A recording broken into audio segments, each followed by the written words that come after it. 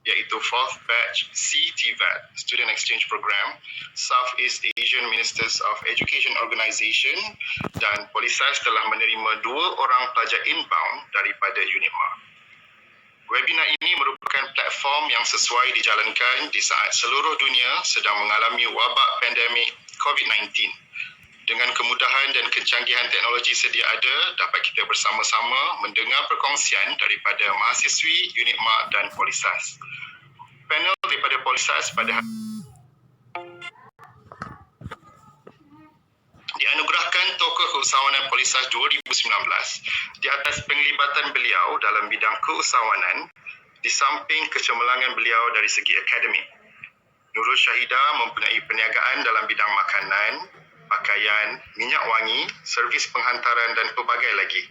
Oleh sebab itu, beliau juga turut tercalon sebagai top 3 bagi Anugerah Politeknik dan College Community Malaysia 2019. Saudara dan saudari sekalian, izinkan saya berkongsi tentang latar belakang Politeknik Sultan Haji Ahmad Shah Pahang, Malaysia. Polisas merupakan politeknik kedua tertua yang menawarkan diploma dalam bidang kejuruteraan awam, kejuruteraan mekanikal, kejuruteraan elektrik, teknologi makanan dan juga perdagangan. Polisas mempunyai kira-kira 5 orang pelajar dengan 600 orang tenaga pengajar. Program keusahawanan di peringkat kampus telah lama berjalan di Polisas seperti inkubator, kios, gerai-gerai jualan, kursus dan pelbagai program pembudayaan keusahawanan. Program ini diadakan bagi mencapai KPI penglibatan pelajar di dalam aktiviti keusahawanan dan bilangan ini dilihat semakin meningkat dari tahun ke tahun. Pusat Keusahawanan Polisas atau PUSCAP dilihat menjadi faktor penggerak ke arah penyelarasan aktiviti dan perniagaan pelajar di dalam kampus secara lebih sistematik. PUSCAP berperanan sebagai badan induk yang mengawal perancangan serta pelaksanaan program keusahawanan ke arah melahirkan usahawan tekno yang berketerampilan dan berdaya maju. PUSCAP juga turut menjadi pusat kecemerlangan dan pusat tumpuan atau focal point dalam pembangunan dan penggalakan budaya keusahawanan di kalangan pelajar serta masyarakat setempat.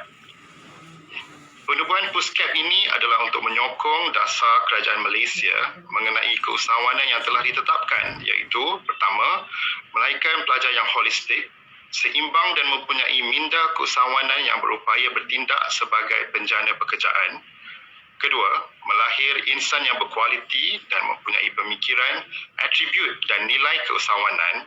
Dan ketiga, melahirkan lebih ramai usahawan yang akan bertindak sebagai pemangkin kepada transformasi ekonomi negara, kepada ekonomi berpendapatan tinggi dan berpaksikan inovasi ke arah pencapaian status negara maju. Di Polisas, DJ Polibas merupakan pusat aktiviti keusahawanan yang memberi peluang kepada pelajar. Kelab My Agrosis, Incubator, Alumni dan Koperasi PUSCAP Berhad menjalankan perniagaan. Timbalan Menteri Pengajian Tinggi Malaysia yang berhormat Datuk Mansur bin Osman telah berbesar hati merasmikan pusat aktiviti keusahawanan kami. Dan DJ Polibas juga terdapat 2 incubator dari Jabatan Teknologi Makanan iaitu Frozen Food dan Kaya Slice. Dan inkubator ini merupakan inkubator yang memasarkan produk inovasi makanan dari Jabatan Teknologi Makanan. Inkubator Kaya Slice telah memenangi banyak pertandingan inovasi di peringkat kebangsaan dan antarabangsa. Produk Kaya Slice juga telah menembusi pasaran antarabangsa iaitu halalstreet.co.uk. Jabatan Kejuruteraan Awam menjalankan 3 inkubator iaitu Princess di mana menjalankan percetakan dan mereka bentuk bahan pameran seperti banner, banting dan signage. Bagi inkubator nursery, ia merupakan inkubator yang mempunyai kepakaran dalam bidang seni bina yang mempunyai kursus landscape. Dan aquaponik adalah inkubator yang mengendalikan gabungan aquaculture dan hydroponics. Di Jabatan Kejuruteraan Elektrik pula, inkubator tersebut menjalankan perniagaan pembaikan komputer. Hadirin sekalian, Polisas sangat menyokong usaha pelajar-pelajar untuk bergiat aktif dalam keusahawanan dalam memperkasakan ekosistem keusahawanan di Polisas bagi melahirkan graduan usahawan yang berdaya saing di peringkat global. Polisas akan memperkasakan inkubator melalui perancangan aktiviti yang mantap dan menyeluruh agar dapat melatih pelajar atau menti inkubator agar lebih bersedia dalam menjadi usahawan semasa dalam pengajian. Dan Polisas juga memantapkan program keusahawanan sosial bagi menerapkan dan membudayakan aspek keusahawanan sosial di kalangan pelajar Polisas, seterusnya menjadi satu pendekatan inovatif ke arah transformasi sosial masyarakat. Dan akhir sekali, Polisas terus komited dalam mengkomersialkan produk inovasi Polisas melalui jalinan kerjasama kolaborasi yang strategik dengan agensi keusahawanan, industri serta persatuan dan Dewan Perniagaan. Hadirin sekalian, sebelum saya mengakhiri ucapan saya pada hari ini, sekali lagi saya ucapkan terima kasih dan tahniah kepada Jawatan Kuasa Penganjur International Webinar of Young Entrepreneur, iaitu Majlis Perwakilan Pelajar Politeknik Sultan Haji Ahmad Shah Malaysia dan Badan Induk Mahasiswa Fakultas Ekonomi dan Bisnes Universitas PGRI Madiun Indonesia. Sekian, terima kasih.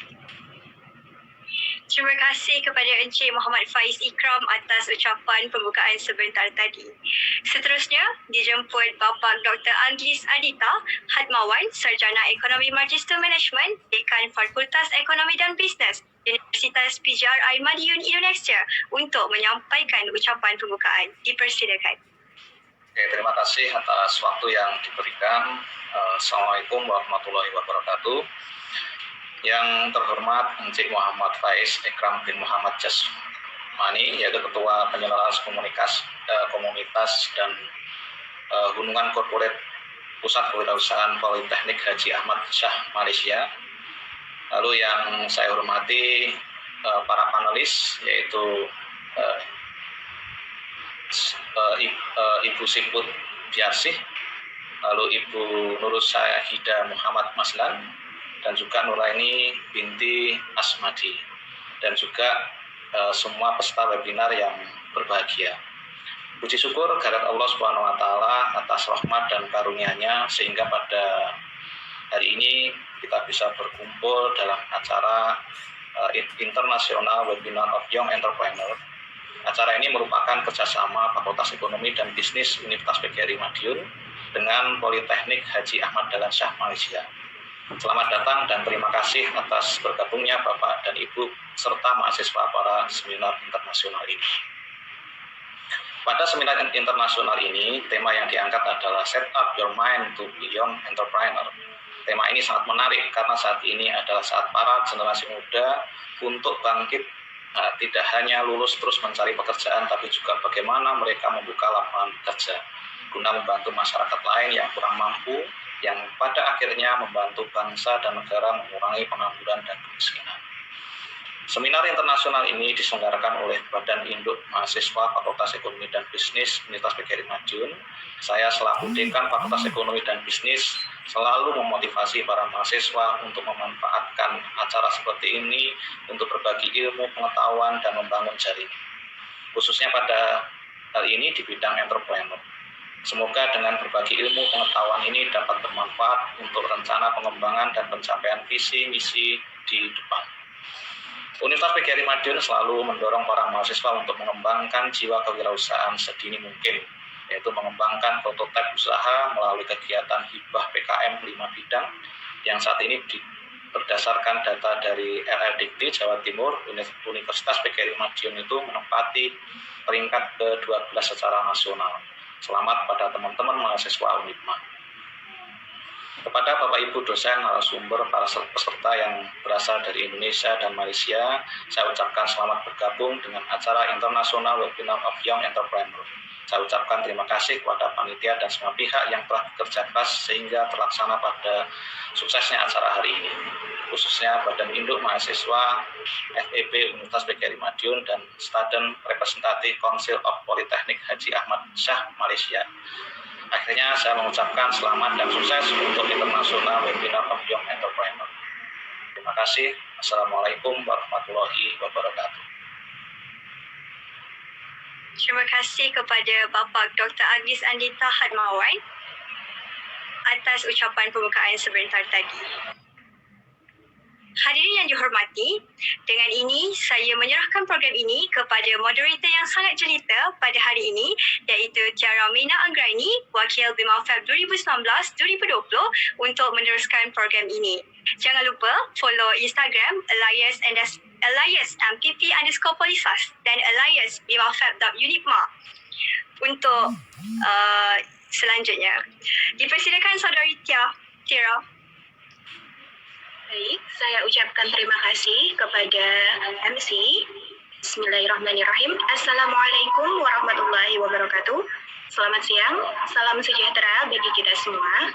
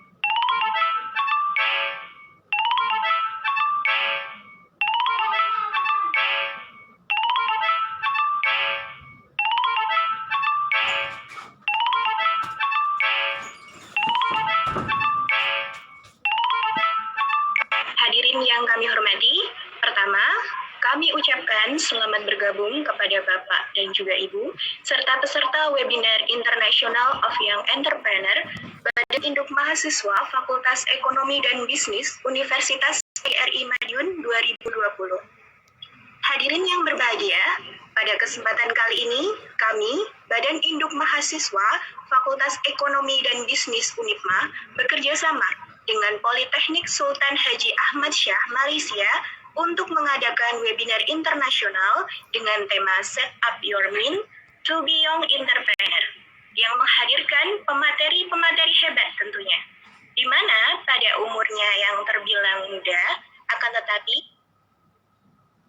dapat menyimak dan memahami dengan baik materi yang disampaikan, such as national and international. maka akan dibuka sesi tanya jawab. Bagi peserta yang ingin bertanya, silakan menyampaikan pertanyaan melalui live chat YouTube. Kami menginformasikan kepada peserta untuk tetap mengikuti webinar dari awal hingga akhir, karena nantinya di akhir acara, panitia akan mengirim link evaluasi sekaligus absen dalam pengambilan sertifikat di kolom chat YouTube. Baik, langsung saja untuk mempersingkat waktu. Pemaparan materi pertama yaitu dari Bapak Dr. Aglis Anggita, Sarjana Ekonomi Magister Manajemen. Sebelum itu, izinkan saya terlebih dahulu membacakan CV dari beliau. Nama lengkap beliau adalah Dr. Aglis Andita Hatmawan, Sarjana Ekonomi Magister Manajemen. Nah, beliau ini lahir di Madiun pada tanggal 4 Agustus 1983.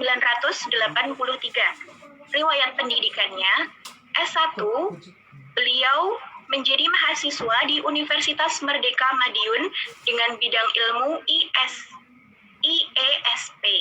Sedangkan S2, nama perguruan tinggi yang beliau ambil adalah Universitas 11 Maret UNS Surakarta dengan bidang ilmu Magister Manajemen, dan S3 Universitas Negeri 11 Maret Surakarta juga dalam bidang ilmu ekonomi.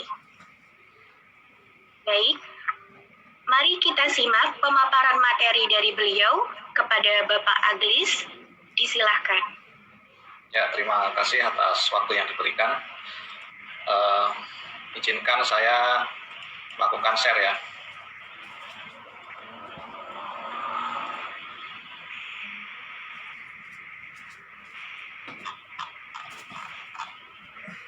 Oke, Assalamualaikum warahmatullahi wabarakatuh. Selamat siang dan salam sejahtera bagi kita semua.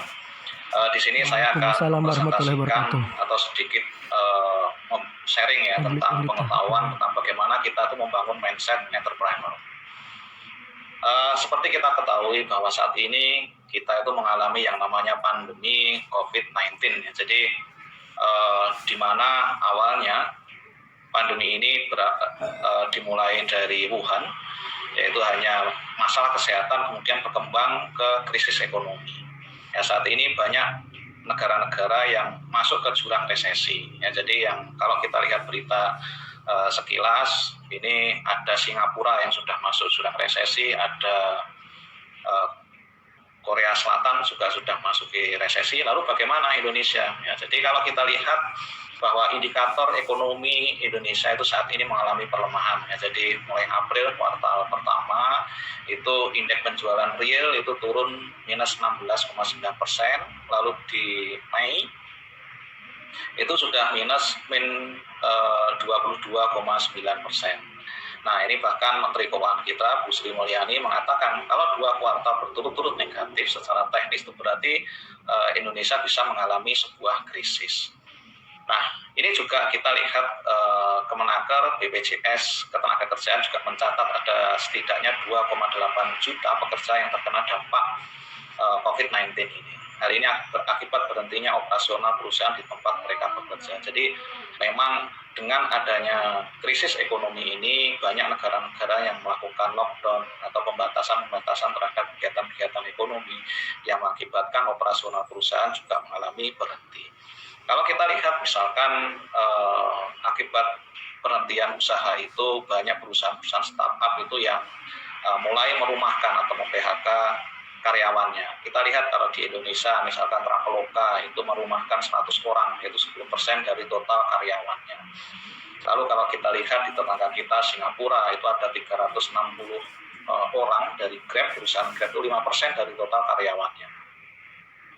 Lalu di Agoda juga seperti itu, dia sudah merumahkan 1.500 orang atau 20% dari total karyawannya. Jadi saat ini banyak sekali perusahaan-perusahaan startup itu yang mengalami goncangan ekonomi yang yang sangat besar sekali, sehingga mereka harus melakukan yang namanya efisiensi usaha. Nah, tapi di sini setiap ada sebuah krisis tentu ada sebuah kesempatan ya. Jadi kalau kita lihat dengan adanya krisis ekonomi ini, tidak hanya perusahaan-perusahaan itu mengalami penurunan, tapi ada perusahaan-perusahaan yang mengalami kenaikan. Contohnya adalah e-commerce ya. Jadi di e-commerce ini perusahaannya mengalami pertumbuhan yang sangat signifikan ya. Jadi misalkan dilihat dari ceruk pasar mereka itu membesar ya, jadi penjualannya itu meningkat 2,4 miliar dolar atau 36 triliun ya di bulan April kemarin. Hal ini Kalau kita year of year itu naik 26% dari rata-rata bulanan kuartal 2 di tahun 2019 ini.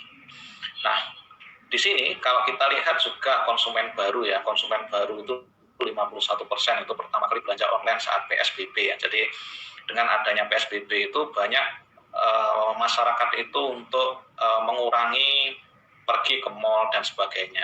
Nah, sehingga mereka melakukan pembeliannya secara online. Dan juga permintaan itu melonjak 5-10 kali ya peningkatan volume permintaan di pandemi ini. Lalu juga transaksi harian naik 4,8 juta transaksi di bulan April dan juga 3,1 juta transaksi pada kuartal kedua. Jadi walaupun kita mengalami yang namanya krisis, ternyata ada beberapa perusahaan-perusahaan yang mengalami kenaikan juga. Dan kalau kita lihat contohnya di Susi Air, jadi perusahaan maskapai penerbangan miliknya siapa ini? Mantan Menteri Kelautan kita itu juga seperti itu. Jadi ketika di tahun 2004 itu terjadi tsunami di Aceh itu, yang saat itu Bu Susi hanya memiliki pesawat untuk ekspor saja, ternyata melihat kesempatan ini, ternyata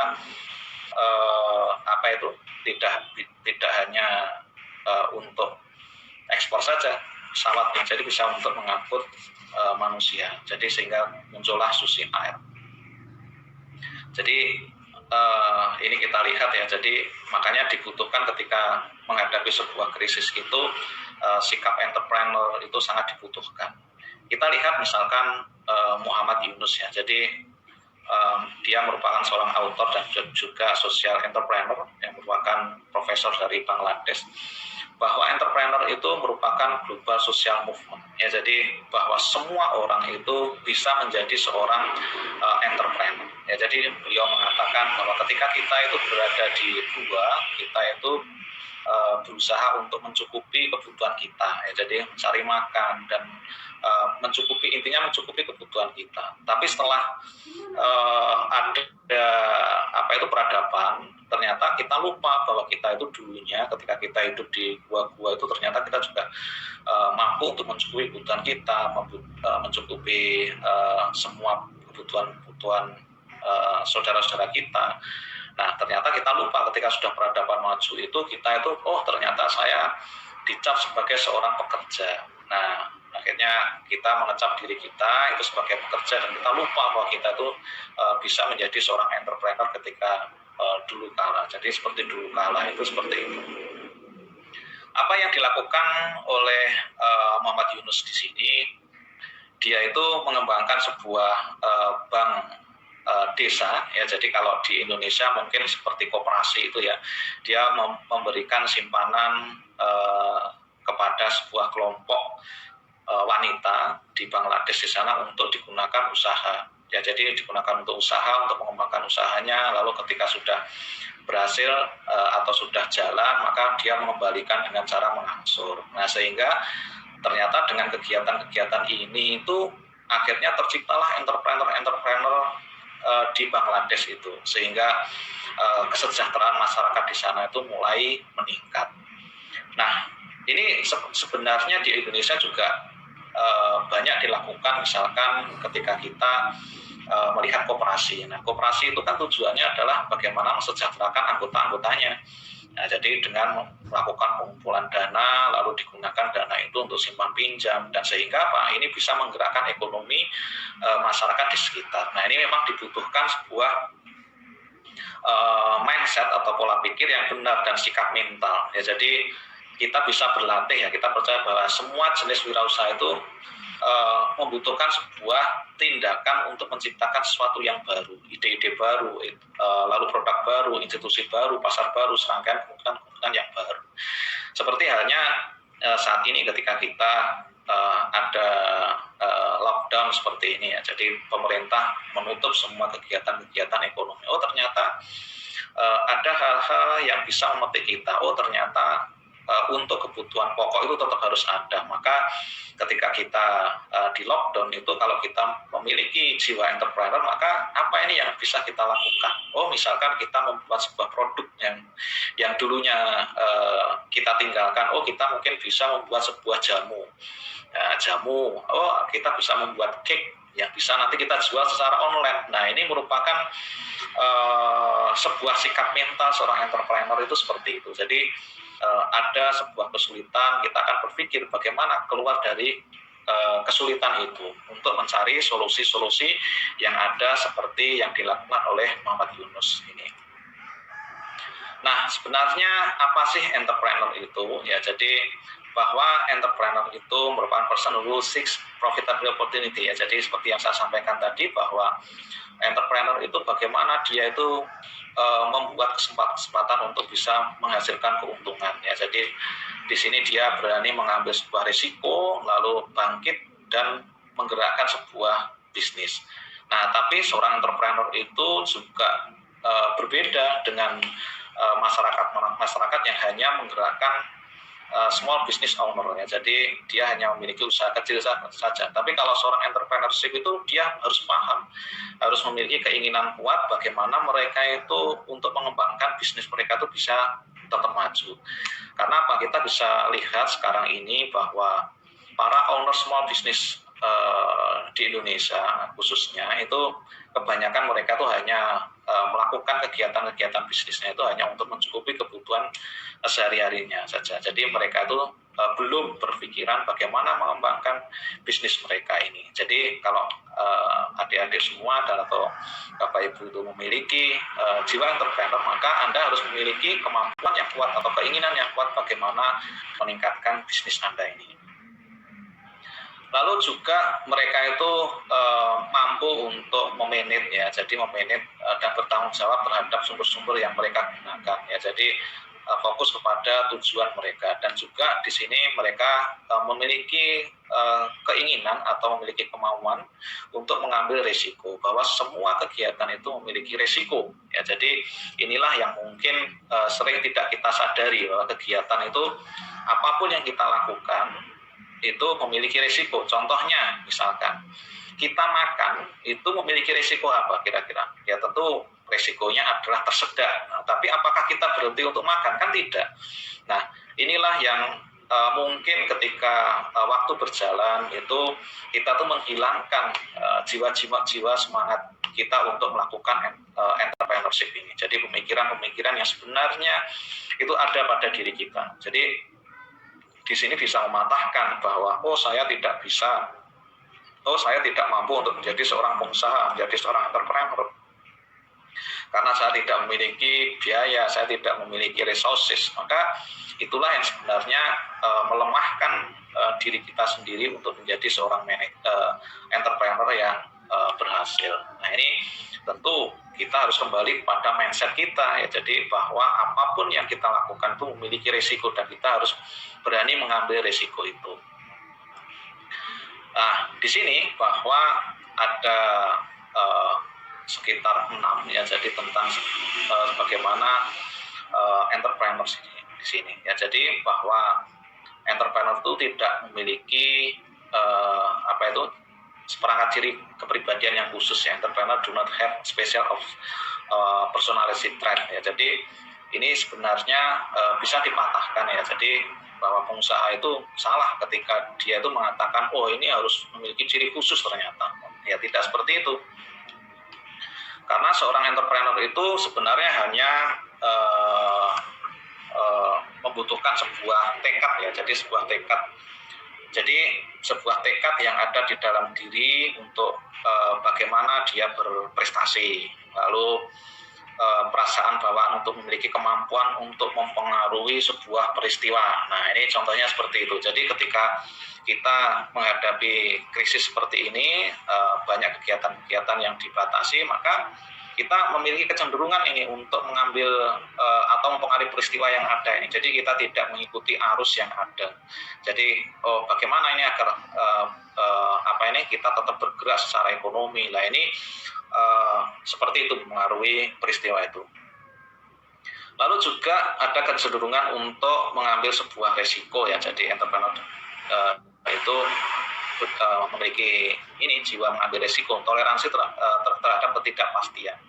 Jadi tentu misalkan saat ini adik-adik mahasiswa itu sedang belajar melalui daring gitu ya, atau belajar di rumah itu, maka apa? Ini kan menimbulkan sebuah ketidakpastian. Nah, ini tentu memiliki sebuah pemikiran bagaimana kita bertoleransi atau berdamai dengan ketidakpastian itu, dan tentu di sini akan memiliki jiwa-jiwa bagaimana saya meningkatkan skill kita. Nah, mumpung ini kita ada di rumah seperti itu. Nah, ini juga sama halnya ketika kita menjadi seorang pengusaha itu seperti itu. Ketika banyak perusahaan-perusahaan besar itu mengalami kesulitan, nah tentu kita harus pikir bagaimana kita keluar dari kesulitan-kesulitan itu.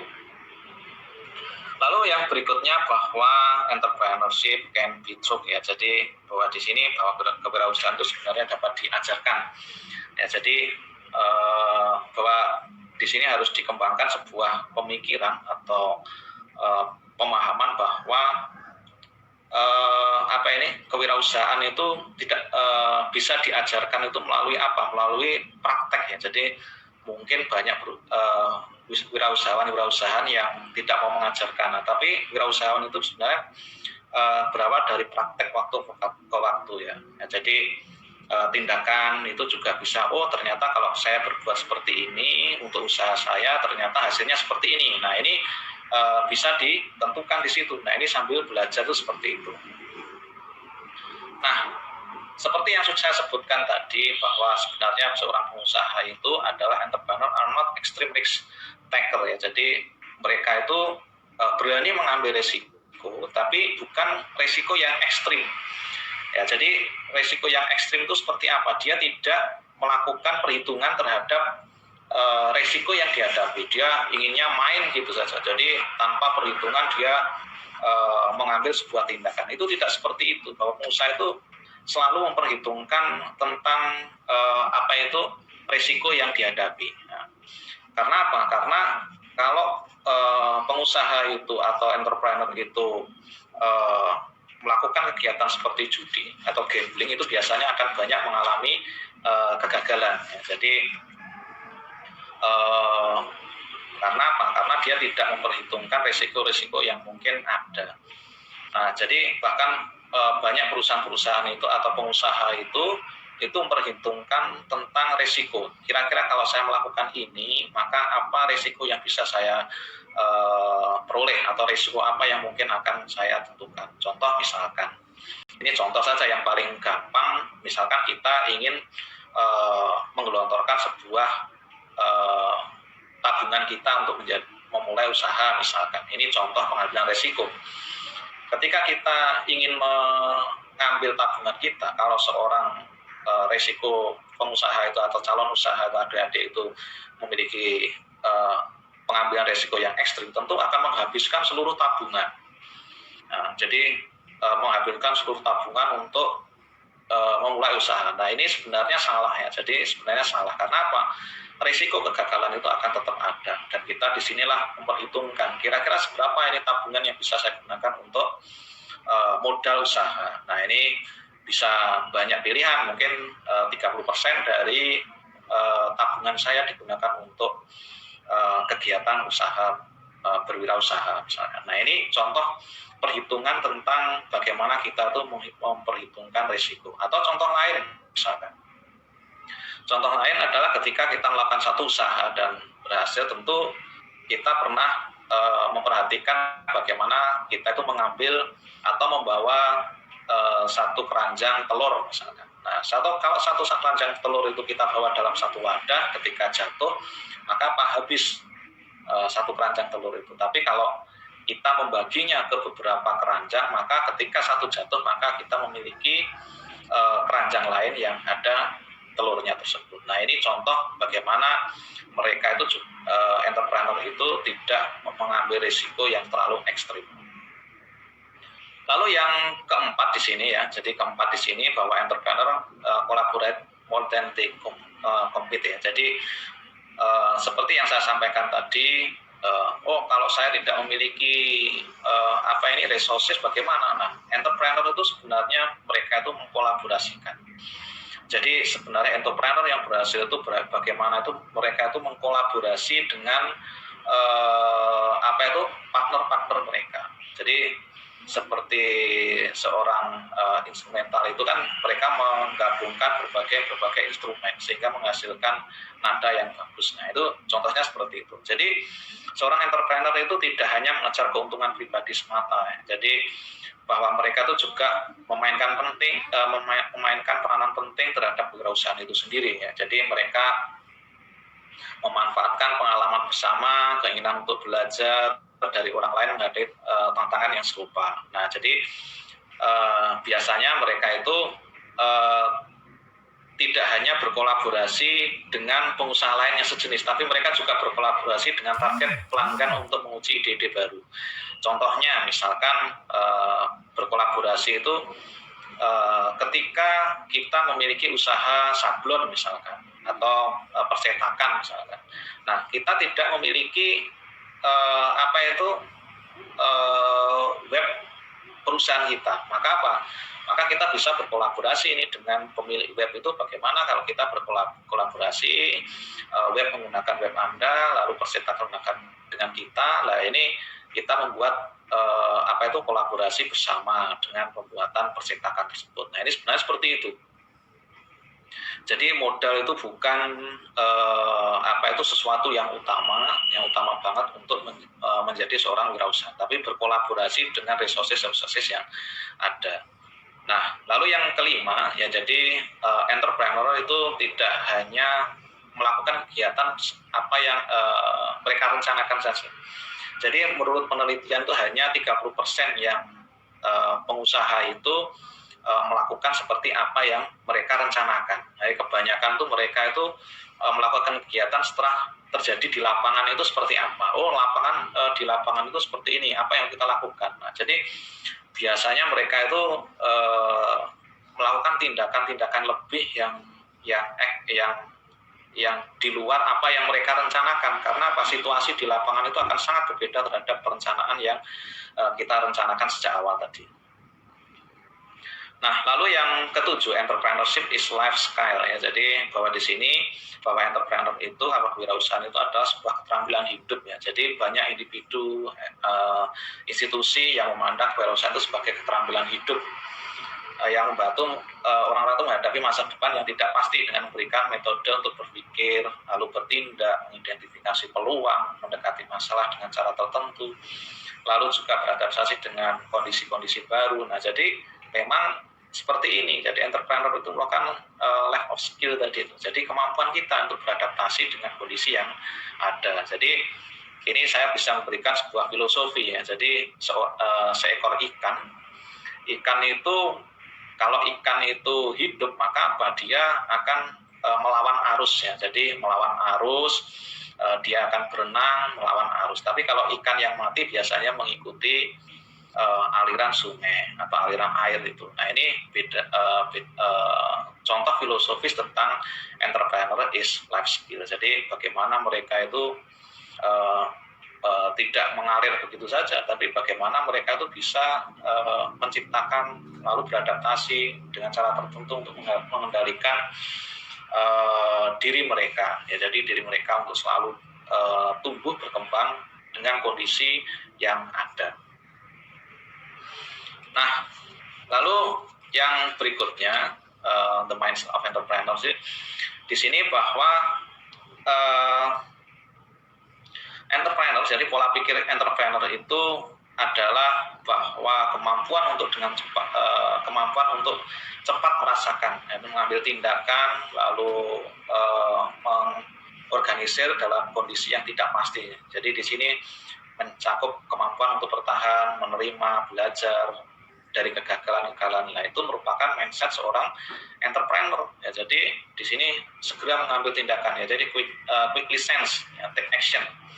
Jadi kemampuan untuk merespon cepat. Oh, jadi kalau keadaan seperti ini, apa yang harus kita lakukan? Jadi seperti itu. Jadi sebenarnya mindsetnya itu sebenarnya hanya itu saja. Jadi untuk jadi seorang pengusaha itu cepat mengambil tindakan, lalu mengorganisasi dengan kondisi-kondisi yang unpredictable.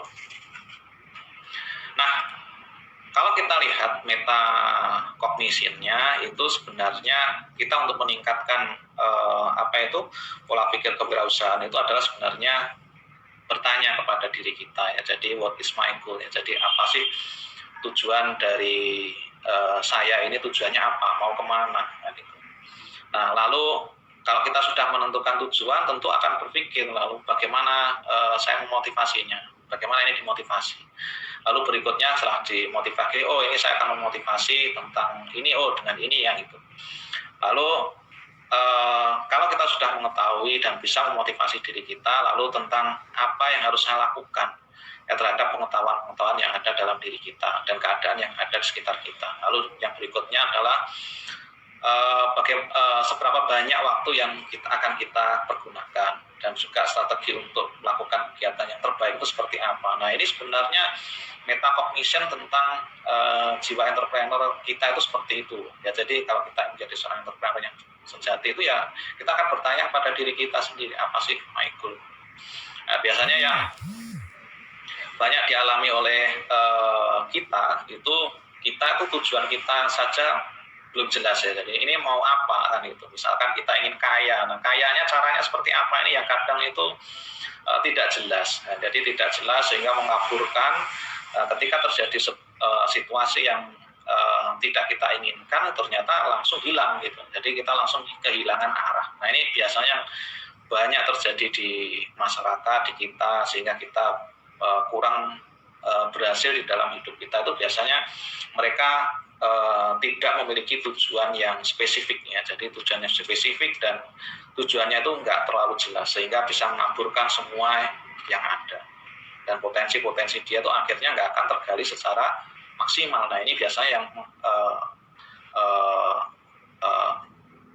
pengusaha-pengusaha itu mengalami kegagalan. Nah, lalu seorang entrepreneur, ya, jadi seorang pengusaha itu sebenarnya bagaimana sih mereka itu bisa memimpin dirinya sendiri? Karena apa? Berhasil atau tidaknya sebuah usaha entrepreneur itu adalah tergantung kepada dirinya sendiri, dari orang itu. Nah, jadi kalau kita lihat kembali kepada filosofi kehidupan, ya jadi karena kita masyarakat Muslim, itu pasti di dalam alam pikiran kita, oh ternyata rezeki itu sudah ditentukan. Ya, memang seperti itu, sudah ditentukan oleh Tuhan. Tapi kalau kita kembali kepada filosofi hidup itu kan Tuhan itu tidak menjanjikan sebuah pelayaran yang indah, pelayaran kehidupan yang indah, tapi pelabuhan yang indah, tapi tujuan yang indah. Jadi kalau kita kembali ke agama kita kan di Al-Quran itu kan sebanyak disebutkan surga kan gitu kan, surga yang indah. Nah, tapi tidak pernah di Al-Quran itu disebutkan, misalkan di kitab suci kita itu tidak kehidupan itu akan mulus-mulus saja, kehidupan itu tidak akan pernah ada cobaan. Bahkan disebutkan bahwa kehidupan itu akan penuh dengan cobaan. Nah, maka disinilah kita harus kembali bahwa kita tuh ternyata harus memimpin diri kita sendiri. Jadi kalau kita ingin menjadi seorang wirausahawan, kita harus mampu untuk mengendalikan atau memimpin diri kita sendiri. Yang pertama bagaimana? Self observation ya. Jadi pengamatan diri ya. Jadi kita harus mengamati diri kita sendiri. Jadi kita ini sudah sampai di mana ya. Jadi bagaimana, kapan, dan apa yang sudah kita capai sampai saat ini. Ya, jadi apa sih yang sudah kita capai saat ini? Ya, jadi ini yang harus kita tanyakan kepada diri kita sendiri. Ya, jadi misalkan kita sudah berumur 20 tahun, 23 tahun, apa sih yang sudah kita capai? Usaha-usaha apa yang sudah kita lakukan? Nah, lalu apa yang belum kita capai? Lalu bagaimana mencapainya? Nah, ini perlu sebuah observasi diri. Jadi kita bertanya kepada diri kita sendiri tentang capaian yang sudah kita lakukan. Lalu yang berikutnya itu adalah kita melakukan self goal setting ya. Jadi di sini kita menentukan tujuan setelah kita mengetahui tentang capaian kita melakukan goal setting. Jadi self goal setting. Jadi kita, saya belum mencapai ini misalkan. Nah, maka bagaimana saya mencapainya? Nah, jadi bagaimana caranya? Nah, ketika kita sudah mencapai apa yang kita inginkan, tentu kita bisa memberikan yang namanya self reward. Nah, self reward di sini, kalau kita misalkan, ternyata di dalam usaha saya sudah mencapai omset sekian, nah, maka apa? Kita bolehlah memberikan reward kepada diri kita agar kita semangat terhadap capaian-capaian yang sudah kita lakukan. Nah, tapi kadang motivasi itu kan kadang mengalami naik turun. Maka ya kita harus berani juga melakukan self punishment ya. Jangan self punishment itu kita menghukum diri kita, ternyata kita tidak mampu mencapainya, maka kita harus mengoreksi. Jadi mengoreksi apa? Kenapa saya tidak mencapainya? Lalu di dalam diri kita harus melakukan konstruksi. Berarti saya harus bekerja dengan keras mencapai target tersebut, dan kita mau bekerja sekeras-kerasnya. Karena apa? Sebagai seorang punishment yang nggak enak. Kita bekerja keras itu kita inginnya istirahat, kita inginnya liburan, tapi karena sudah habis ya? Waktunya sudah 20 menit, Pak. Oh gitu. Ini diteruskan atau di-cut? Nah, ini kurang satu slide ya. Saya minta waktu sedikit aja. Oh iya, Pak, silakan. Nah, maka apa yang harus kita lakukan adalah start with why. Jadi kita harus mulai dengan kenapa dan bagaimana. Lalu yang berikutnya adalah setelah kita mengetahui kenapa, lalu bagaimana, lalu that's what. Jadi apa berikutnya? Lalu kita harus mengkomunikasikan tentang keinginan kita. Jadi kita tuh bahwa komunikasi itu tidak hanya kita perkataan ya, tapi kita juga mendengarkan. Mungkin ini salah satu presentasi yang saya sampaikan. Mungkin ini bisa dilihat sebentar ya. Jadi ketika Muhammad Ali ini bertanya tentang dirinya.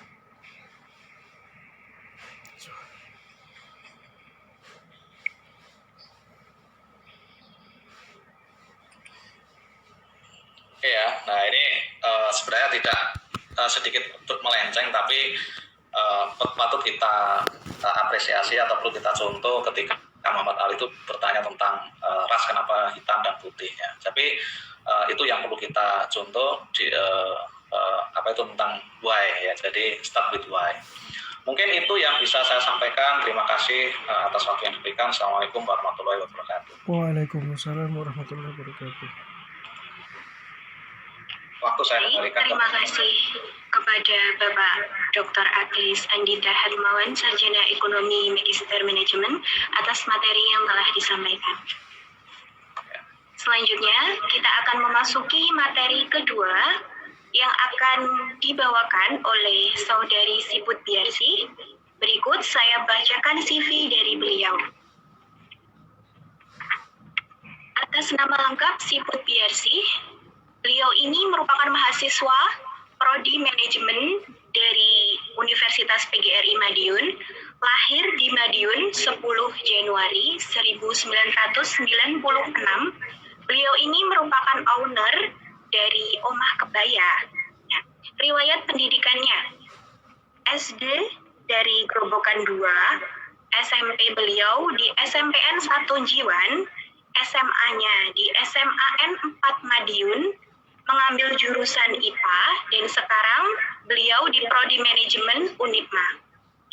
Ada beberapa riwayat yang beliau raih. Yang pertama, juara 1 kompetisi bisnis mewakili Kopna Nirwasita Unipma di tahun 2019, lolos pendanaan KBMI, lolos abstraksi LKTIN NETS, partisipan IOS, lolos BMC ECO FES Business Plan, dan yang terakhir lolos BMC Naftek ABC di Universitas Brawijaya. Baik, langsung saja kepada Saudari Siput Biarsih, disilahkan. Oke, terima kasih untuk waktunya. Baik, perkenalkan nama saya Siput Biarsih atau bisa dipanggil Picit. Saya owner dari omahkebaya.com. Di sini saya akan sharing-sharing sedikit tentang setup your mind to be young entrepreneur.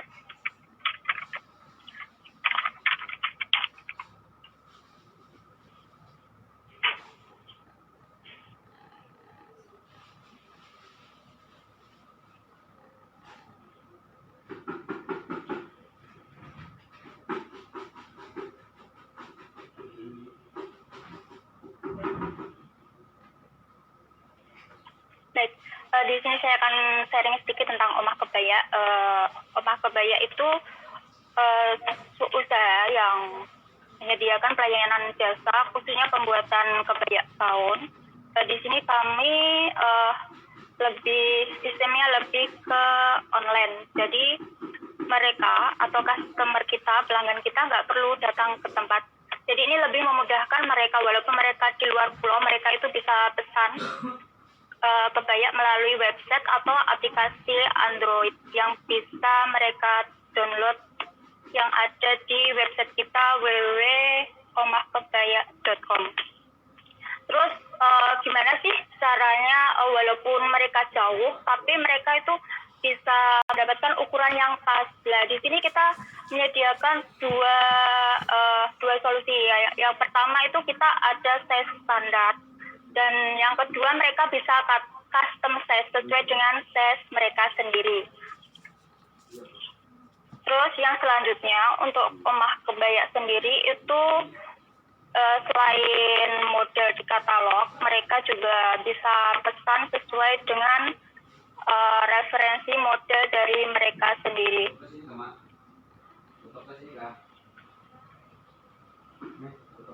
Terus untuk visi Omah Kebaya sendiri yaitu menjadikan Omah Kebaya sebagai penyedia jasa jahit unggulan dengan mengutamakan kualitas pelayanan.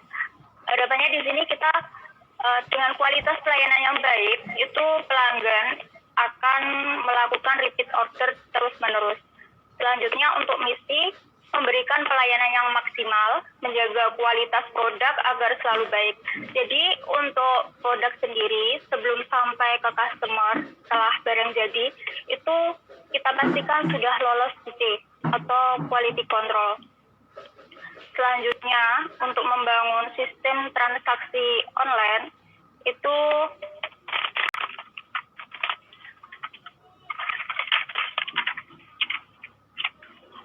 kita lebih mudah menjangkau masyarakat, itu kita menggunakan website dan sosmed. Di sini sosmed kita menggunakan Facebook, Instagram, sama Twitter.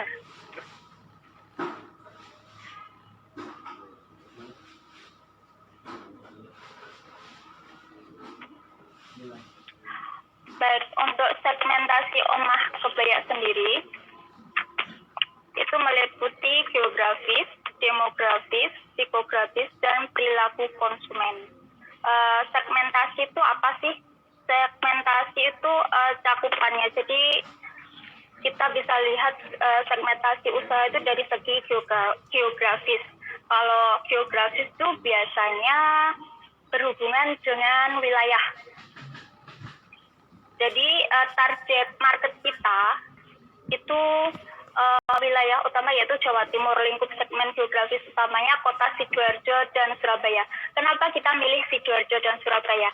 Karena di sana merupakan kota terbesar di Jawa Timur. Selain itu termasuk kota metropolitan juga. Jadi di sana itu untuk perkembangan modelnya itu lebih cepat dan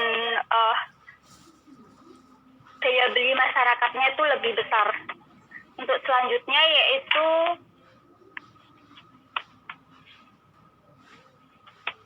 segmentasi berdasarkan demografis. Di sini yaitu pemilihan target market dengan mengacu pada usia, jenis kelamin, ukuran, serta siklus hidup dan pendapatan. Karena target market usaha jasa klasifikasinya perorangan, maka bisnis ini lebih condong kepada jenis kelamin perempuan. Dan di sini kita produksinya kebaya gaun ya. Jadi usianya itu biasanya mulai usia remaja sampai dewasa yang biasanya order atau melakukan pembelian produk ini. Yang selanjutnya yaitu psikografis. Analisa segmentasi variabel psikografis ini kaitannya dengan tingkatan kelas sosial, gaya hidup, sama karakteristik kepribadian. Untuk usaha Oma Kebaya ini tidak memandang orang berdasarkan kelas sosial, gaya hidup maupun kepribadian. Jadi kita melayani semua kalangan, baik dari masyarakat menengah, mahasiswa maupun masyarakat kelas atas. Terus yang selanjutnya yaitu perilaku konsumen atau habit daripada konsumen itu sendiri. Jadi untuk perilaku di sini dipengaruhi gaya hidup modern dan mempunyai kepribadian yang selalu ingin tampil modis. Jadi mereka itu yang hobinya melihat Instagram, itu akhirnya mereka tergiur dengan model-model terbaru. Terus akhirnya mereka melakukan repeat order atau melakukan order ke Omah Kebaya.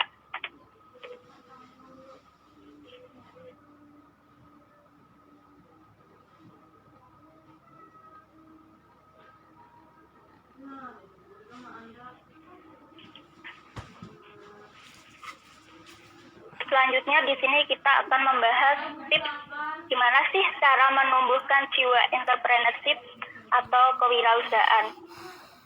Yang pertama itu jelas niat dan keyakinan. Itu kunci dasar yang harus dimiliki oleh seorang entrepreneur. Bagaimana tidak jika nggak ada niat, kan kita nggak akan mungkin menjalankan bisnis itu dengan maksimal. Yang selanjutnya kita melihat peluang. Untuk saat ini apa sih yang lagi tren di masyarakat? Jadi kita jalankan bisnis itu sesuai dengan peluang yang ada di masyarakat tersebut. Lalu kita menjual atau memproduksi produk itu. Yang ketiga yaitu modal. Kebanyakan orang itu biasanya terkendala dengan modal. Sebenarnya modal di sini itu bisa dicari ya. Yang pertama kita niat aja dulu jualan. Nggak harus punya modal. Kan mereka bisa dengan sistem dropship. Jadi mereka nggak perlu modal. Dari dropship itu kan mereka hanya cukup mempromosikan barang si supplier. Terus selanjutnya mereka tinggal up harga yang ada. Jadi di situ mereka bisa dapat keuntungan lah. Dari keuntungan situ mereka itu bisa mengumpulkan sedikit demi sedikit, yang akhirnya nanti mereka sendiri itu juga punya peluang untuk menjadi supplier atau nyetok barang sendiri gitu. Terus yang modal selanjutnya juga bisa didapat dari misalnya pinjam saudara atau pinjam bank, tapi ini tidak saya sarankan ya untuk pinjam bank karena bagian orang itu mengatakan kalau pinjam bank itu kalau orang Islam itu riba. Yang selanjutnya yaitu kita fokus atau konsisten ya. Biasanya untuk pengusaha yang awal atau entrepreneur yang baru aja mulai usahanya itu biasanya mereka sering sambat ya sering mengeluh kalau kok sepi ya, baru posting beberapa hari tapi nggak nyantol kayak gitu ya. Jadi kita konsisten aja setiap hari, pasti misalnya kita postingnya di Facebook atau di IG, pasti tiap hari itu follower kita atau anggota Facebook kita itu pasti melihat, oh jadi mereka tahu setidaknya kita jualan apa kayak gitu. Fokus saja, atau kita bisa melakukan tes pasar dulu. Misalnya customer kita yang ada atau follower kita itu sukanya kosmetik. Coba kita posting kosmetik. Seberapa banyak sih interaksi mereka, atau coba kita posting baju. Jadi kita tahu customer kita itu yang mana, kosmetik atau baju, seperti itu.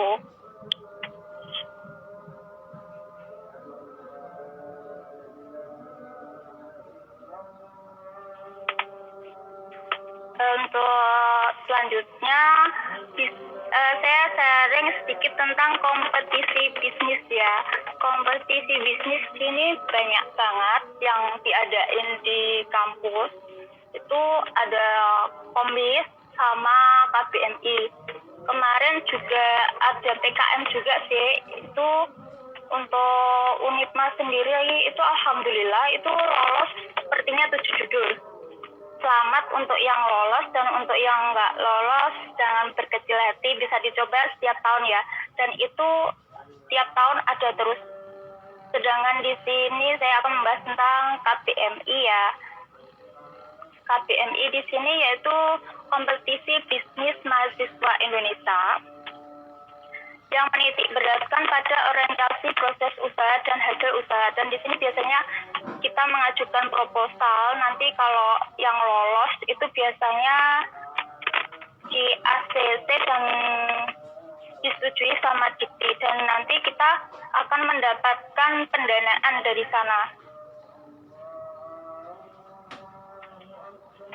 Terus dari hasil pendanaan itu nanti kita bisa kembangkan dan digunakan untuk lebih mengembangkan usaha kita dengan memberikan model-model atau memproduksi model yang lebih kreatif dan inovatif.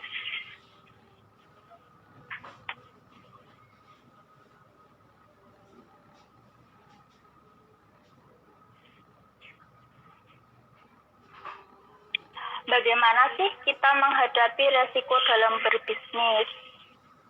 Resiko dalam berbisnis ini bisa kita minimalisir, yaitu dengan mengetahui sebelumnya kita dengan melakukan riset pasar. Jadi dengan mengetahui riset pasar, kita akan meminimalisir yang namanya kegagalan dalam berbisnis ya. Yang selanjutnya kita juga bisa melihat peluang. Dengan melakukan riset pasar, kita akan mengetahui peluang yang sedang in sekarang. Jadi kita nggak asal-asalan aja buka usaha itu. Seperti itu.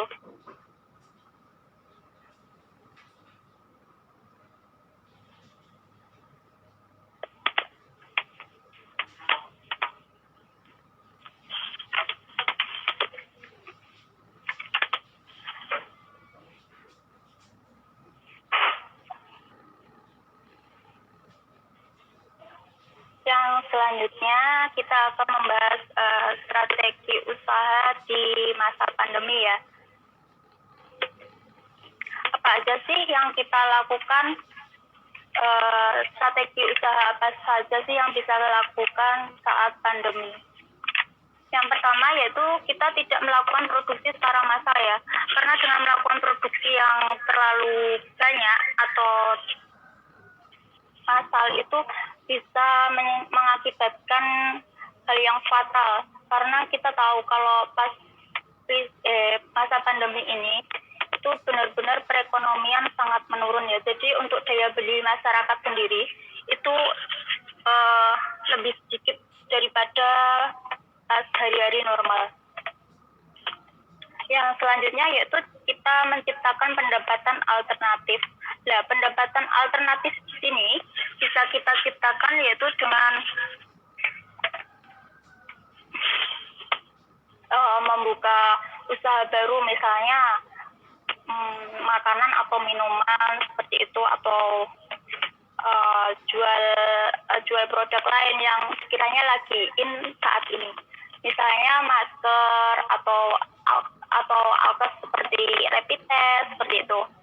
Yang selanjutnya yaitu menciptakan mekanisme penjualan alternatif. sebagian besar UMKM masih mengandalkan pada satu mekanisme penjualan, yaitu penjualan langsung konvensional. Hal ini jelas tidak akan efektif di tengah pembatasan pergerakan sebagai bentuk upaya pemerintah menghentikan laju penyebaran pandemi COVID. Jadi dengan melakukan pendapatan alternatif pada poin 2 tadi, itu bisa membantu menstabilkan penghasilan yang tadinya normal. Pada saat normal kan bagus.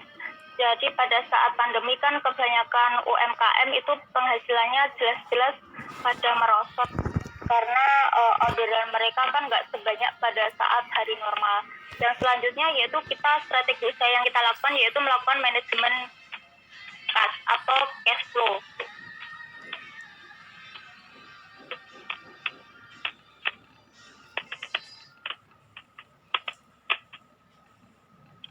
Di sini untuk melakukan manajemen arus kas atau mengatur cash flow. Jadi di sini kita lebih mengatur yang namanya pengeluaran usaha agar tidak terjadi over budget. Jadi kita nggak perlu ya melakukan pembelian bahan. Misalnya saya sebagai owner dari Omah Kebaya. Jadi kita nggak perlu melakukan pembelian bahan yang berlebihan atau nyetok barang ready stock itu rasanya nggak perlu karena di sini selain over budget juga mengantisipasi yang namanya penumpukan daripada stok karena kan pembelian pada saat pandemi kan nggak seperti biasanya ya, nggak seperti saat hari normal sebelum pandemi. Jadi kita lebih bisa mengatur yang namanya cash flow seperti itu.